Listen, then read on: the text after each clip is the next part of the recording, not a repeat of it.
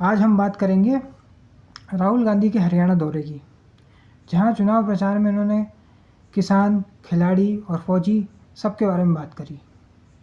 ऐसा लग रहा है कि इनके अंदर जब से इन्होंने यात्रा करी है, भारत जोड़ो यात्रा, एक अलग सा कॉन्फिडेंस आ गया है। तो इन्होंने अग्निवीर के सारे नुकसान गिनाए हैं। इन्होंने किसानों पर बात की है कि हम डायरेक्ट बैंक ट्रांसफ़र करेंगे। हालांकि अभी भी होता है, लेकिन कुछ कहीं कहीं पे बोला गया है कि लीकेज भी होते हैं। कई जगह पे फर्जी किसान बन के पैसे भी हड़प लेते हैं, ऐसा कुछ कुछ आरोप लगे हैं। तो राहुल गांधी ने पूरा भाजपा सरकार पे हमला बोला और शुरुआत में लग रहा था कि भाजपा कहीं ना कहीं कमज़ोर है, लेकिन बाद में भाजपा ने भी थोड़ा टफ फाइट दी है। ये भी लोग बता रहे हैं कि थोड़ा बहुत इन्होंने डमी कैंडिडेट भी उतारे हैं 20-25 ऐसी सीटों पे जहां हो सकता है कुछ असर पड़ जाए। मतलब कभी कभी होता है ना कि एक तरफा मैच होता है, कभी कभी ऐसा होता है कि मैच को लास्ट ओवर तक ले जाया जाता है। तो शुरुआत में नहीं बोला जा सकता कि कब क्या होगा, लेकिन आप देखेंगे पिछले कुछ समय से, 6 महीने 1 साल से, मोदी जी का जो चार्म था पहले, वो धीरे धीरे ख़त्म होता जा रहा है। अब वो बात नहीं रही है जैसे पहले होती थी। इसलिए इनको भी समझ में आ गया कि ज़्यादा चुनाव प्रचार करेंगे और हार गए तो फिर अपने ऊपर आएगा और आगे दिक्कत भी हो सकती है कि रथ तो वही रहेगा लेकिन घोड़ा बदल सकता है। वहीं दूसरी ओर आप देखेंगे भारत जोड़ो यात्रा के बाद राहुल गांधी में जो कॉन्फिडेंस आया है, रायबरेली और अमेठी को भी जिता दिया है और अलग लेवल का कॉन्फिडेंस दिख रहा है इनके बोलने में। जगह जगह जाकर जो कार्यकर्ताओं को संबोधित कर रहे हैं, जनता को संबोधित कर रहे हैं। यूपी जैसी जगह पे ये लोकसभा में सीटें जीत गए हैं, 99 सीट पे पहुंचा दिया है। हालांकि ये थर्ड लोएस्ट है, लेकिन फिर भी दुट्टे को तिनके का सहारा ही काफ़ी होता है। इस लोकसभा चुनाव में तो ये उम्मीद की जा रही थी कि 20-22 सीट से ऊपर कांग्रेस आएगी नहीं। उसके बाद भी अच्छा प्रदर्शन किया है इन्होंने। थोड़ा और अगर स्मार्टली प्ले कर लेते तो शायद और भी ज़्यादा सीटें आ सकती थी, 120 सीट तक भी पहुंच सकते थे, लेकिन ये नहीं हो पाया। वैसे भी राजनीति में कुछ भी हो सकता है। तो इसी प्रकार से ये हरियाणा में ताबड़तोड़ रैलियाँ कर रहे हैं, प्रचार कर रहे हैं और एंटी इनकम्बेंसी फैक्टर भी हो सकता है वहाँ पे। अभी कुछ भी नहीं कहा जा सकता। हालांकि पहले एक बार चुनाव आयोग ने 1 अक्टूबर को बताया कि चुनाव की डेट है, वोटिंग की डेट है। उसके बाद उसको चेंज करके दूसरी डेट करी। भाजपा ने हर कॉलोनी में पोलिंग बूथ रखे ताकि जनता वोट डाल सके, लेकिन कहीं कहीं पे इनके नेताओं ने ब्लंडर कर दिए। एक ने ये कह दिया कि हमारी सरकार नहीं भी बनी तो हम जैसे तो जोड़ तोड़ करके सरकार बना लेंगे। इतना ओवर कॉन्फिडेंस भी अच्छा नहीं होता है। कम से कम आपको ये करना पड़ेगा कि ग्राउंड पे क्या चल रहा है उसको समझना पड़ेगा और सिटीज़ में अपनी जनता से कनेक्ट करना पड़ेगा। अब गांव में आपका वोटर, मतलब जो रिपोर्ट्स आ रही हैं, वो गांव का वोटर आपको वोट नहीं डालेगा तो सिटीज़ में ही डालेगा। गुरुग्राम में इनका आपको फोकस करना ज़रूरी है, लेकिन ओवर कॉन्फिडेंस को कौन ख़त्म कर सकता है। अब अगर आप ऐसे व्यक्ति को पहले मुख्यमंत्री बनाओगे जो ग्राउंड से जुड़ा हुआ ही नहीं है, एक रबर स्टैम्प है, तो वो सीटें कम करवाएगा ही। फिर आपने चेंज करवा दिया। ये भी बताया जा रहा है कि जो मुख्यमंत्री है हो सकता है उनकी सीट पे भी पेच फंस सकता है। वहीं दूसरी ओर कांग्रेस एक अलग लेवल के कॉन्फिडेंस में है। जो नेता, ये कहा जा रहा था कि भाजपा ज्वाइन करेंगी, भाजपा के नेताओं ने ऑफर कर दिया था कि भाजपा ज्वाइन कर लें, उनको भी भूपेंद्र सिंह हुड्डा के साथ एक ही मंच पर लेकर आ गए हैं राहुल गांधी।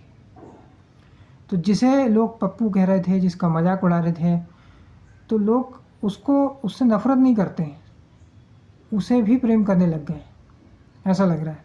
जब आप किसी पर बहुत ज़्यादा निजी टिप्पणी करो, निजी हमले करो, तो एक पॉइंट के बाद उसकी वैल्यू बढ़ जाती है।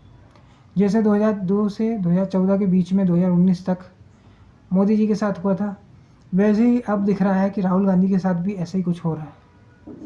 मैं ये कतई नहीं कह रहा हूँ कि अगले प्रधानमंत्री राहुल गांधी बनेंगे, ऐसा मैं नहीं कह रहा हूँ, लेकिन राजनीति में कुछ भी हो सकता है। इसलिए अभी मंथन भी चले हैं आरएसएस के केरला में, और जो चुनाव से पहले ये कहा जा रहा था कि हमें अब आरएसएस की ज़रूरत नहीं है, अब हो सकता है आरएसएस की भी ज़रूरत पड़ जाए। तो अभी ये लग रहा है कि आरएसएस की ज़रूरत पड़ेगी, आरएसएस के कार्यकर्ता गली गली जाकर वोट मांगेंगे, गांव गांव जाके वोट मांगेंगे। नहीं तो हरियाणा में और महाराष्ट्र में भाजपा की हालत पतली भी हो सकती है। और महाराष्ट्र में तो क्या हालत है आपको पता ही है, कहीं कोई स्टैचू गिर रहा है, कहीं एक्सप्रेसवे पे क्रैक्स दिख रहे हैं, कहीं कुछ हो रहा है, कहीं कुछ हो रहा है, कहीं नए एक्सप्रेसवे पे सवाल उठ रहे हैं। तो लोकसभा के बाद जो हालत है महाराष्ट्र में, तो वो बहुत ही गंभीर है, उसे मजाक में नहीं लिया जा सकता। और ऐसा मुख्यमंत्री जो इन्होंने बनाया था हरियाणा में, आज तक नहीं समझ में आया कि क्यों उसी को मुख्यमंत्री बनाया गया, रबर स्टैम्प बनाना था या क्या था। फिर उसी को आज की डेट में इन्होंने केंद्रीय मंत्री बना दिया है, जो आपकी सीटें कम करवा दिया कि आपको गठबंधन सरकार बनानी पड़ी पिछली बार, और इस बार भी आप बहुत मुश्किल से जीतने वाले हो, अगर जीते भी तो उसी को ही आप आगे बढ़ाए जा रहे हो। क्यों कर रहे हो कोई नहीं समझता। आज तक ये भाजपा जो है अध्यक्ष तक नहीं चुन पाई।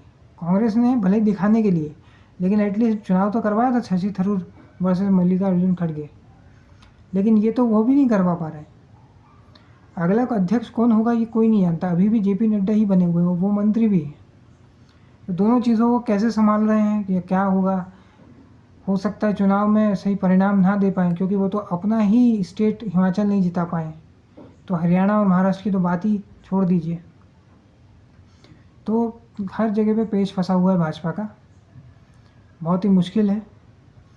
झारखंड में मुख्यमंत्री को जेल हो गई थी और थोड़ा सा टूट भी करवा ली है, क्योंकि जो मुख्यमंत्री बनाया गया था उसको उन्होंने अपने साइड ले लिया है। तो हो सकता है ट्राइबल वोट थोड़े से कंसोलिडेट हो जाएं भाजपा की तरफ। अब वो कितने होंगे कितने नहीं होंगे ये वक्त ही बताएगा, क्योंकि जो ग्राउंड पे है वही बता सकते हैं झारखंड में कि क्या चीज़ें क्या है और कैसे हो सकती हैं। बहरहाल हरियाणा में ताबड़तोड़ चुनावी रैलियां हो रही हैं, आरोप प्रत्यारोप का सिलसिला जारी है। लोग सोच रहे हैं कि एक महिला नेता को अपनी तरफ ले आएं, हालांकि राहुल गांधी उनको एक ही स्टेज पर ले आए दूसरे नेता के साथ भी, और एकता दिखाने की कोशिश की जा रही है। हो सकता है कि ये कांटे की टक्कर हो, जैसे पहले ये भाजपा फाइट में नहीं दिख रही थी। अब इन्होंने बताया जा रहा है कि कई सारे डमी कैंडिडेट भी उतार दिए हैं और अच्छे कैंडिडेट भी उतारे हैं।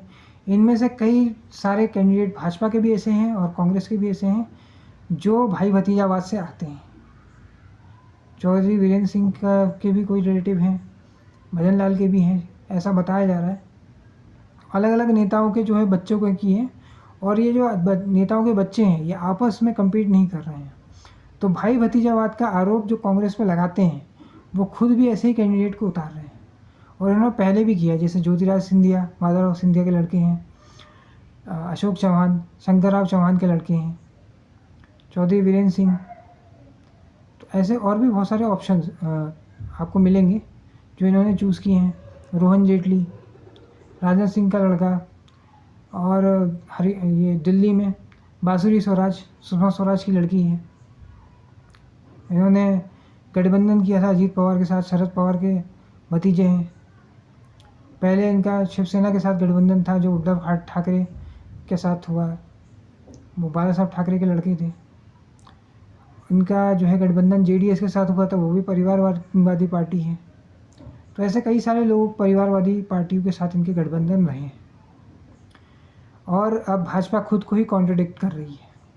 पार्टी विथ अ डिफरेंस में कैसे कैसे लोगों को ले लिया गया है वो तो आप जानते ही हैं, जिनके ऊपर कैसे कैसे आरोप लगे हैं और जो जेल में भी जाके आ चुके हैं, जो भाजपा पे जो कट्टर कांग्रेसी थे, जो भाजपा के कैसे कैसे आरोप लगाए हैं आप देख सकते हैं। मतलब ऐसा हुआ है कि निजी टिप्पणी करी प्रधानमंत्री के ऊपर, एक हफ्ते के बाद ज्वाइन कर लिया।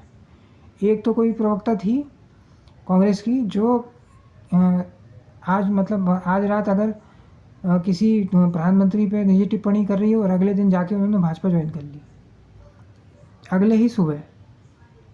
और फिर इन्होंने कह दिया कि राम मंदिर को देख के उनका हृदय परिवर्तन हो गया। तो आप समझ सकते हैं राजनीति में कुछ भी असंभव नहीं है, राजनीति में कुछ भी हो सकता है। और अब राहुल गांधी फिर से एक बार कमबैक कर रहे हैं। हालांकि पहले भी ऐसा लगा था, लेकिन पहले ये इतना कॉन्फिडेंस इनमें था नहीं। आज की डेट में इनके अंदर एक गजब का कॉन्फिडेंस दिख रहा है। मैं तो हैरान हूँ जी। और अब ब्रांड मोदी जो है वो गिरना चालू हो गया है। संघ और भाजपा को मंथन करना पड़ेगा, समझना पड़ेगा कि आगे करना क्या है, अन्यथा बहुत मुश्किल है। 303 से जनता 33 सीटों पे भी पहुंचा सकती है। आज के इस वीडियो में इतना ही। अगर ये वीडियो आपको पसंद आया तो वीडियो को लाइक करें, शेयर करें और चैनल को सब्सक्राइब करें। धन्यवाद।